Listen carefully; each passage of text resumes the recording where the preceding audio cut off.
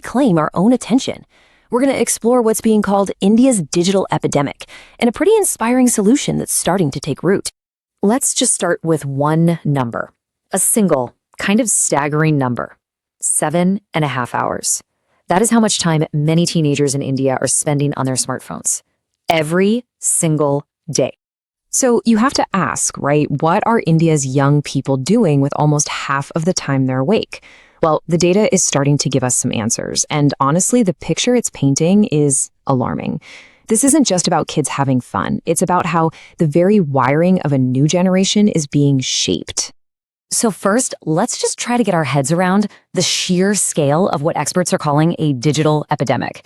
I mean, the numbers here are truly mind-boggling. With over 1 billion cellular connections across the country, just look at this. The contrast is so stark. The World Health Organization recommends about 2 hours of screen time a day for young people. The average in India? It's more than triple that. This isn't just a small gap, you guys. It's a chasm. And the ripple effects from that are profound. We're seeing that 42% of students are showing actual symptoms of dependency.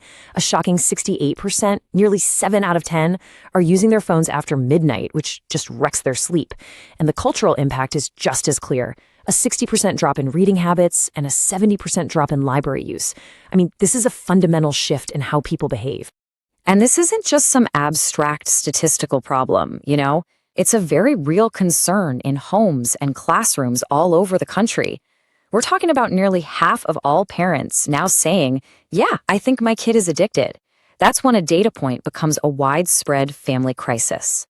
Okay, so let's move beyond the numbers for a minute, because there's a deep societal and personal cost here that we're really only just beginning to understand. Our ability to just focus, on deep, complex tasks, it's literally shrinking. And this isn't just a feeling of being distracted. It's a measurable change in our brains. And it's driven by the very design of the apps we use every day. And the implications of that are massive. See, those quick little dopamine hits you get from short videos train the brain to want instant gratification, not the patient, deep thinking you need to solve really complex problems. This is a direct threat to the very skills India needs to thrive as a global knowledge economy. We're also seeing this strange paradox where we're all hyper-connected online, but we're getting more and more isolated in the real world. Those traditional community spaces, the parks, the halls, where friendships used to be made and ideas were debated, they're being replaced by these curated digital bubbles. And here's where it gets even more concerning. Some research is showing that the intense, constant stimulation from these apps can actually desensitize the brain's reward system. That could make users more vulnerable to seeking even bigger thrills, like substance abuse. It shows how these digital habits can literally create pathways to more serious problems down the line. So when you're faced with all these risks, the idea of a digital detox starts to move from being a luxury for a few people to being an absolute necessity for everyone. It's really about taking back control. At its heart, a digital detox is just a conscious act of self-preservation in a world that is constantly overstimulating us. It's not about rejecting technology, not at all, but it is about rebuilding a healthier relationship with it. And the benefits are almost immediate. When we disconnect, we lower our stress hormones, our brains can finally produce the melatonin we need for deep sleep, and we create that mental space, that boredom, where creativity and big ideas are actually born. But what if the solution wasn't about punishment and restriction? What if it was actually about joy and celebration?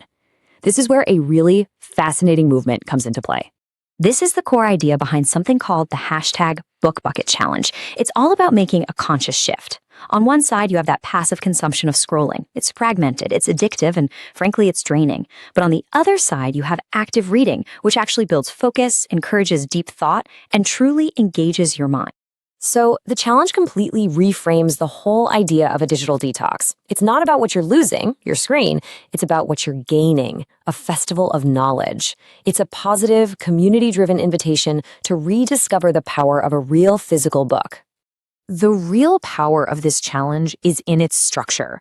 It's so well designed. First, it's positive. Second, it builds those essential 4C skills. We're talking critical thinking, communication, collaboration, and creativity. Third, it's accessible to literally everyone through things like book drives. And finally, it creates sustainable habits, starting with just 15 minutes a day. And the best part is, this is a movement that anyone, anywhere can join. It's designed from the ground up to be grassroots and super adaptable. The movement actually provides tailored kits to help every part of society take part. So whether you're a student, a parent, or a community leader, there's a clear way for you to get involved and make a real difference. So ultimately, it feels like we're at a crossroads. The path of least resistance, well, that leads to a future of distraction and maybe even cognitive decline. But initiatives like the #BookBucket Challenge show us that another path is totally possible, one of focus, community, and deep knowledge. And the choice is still ours to make.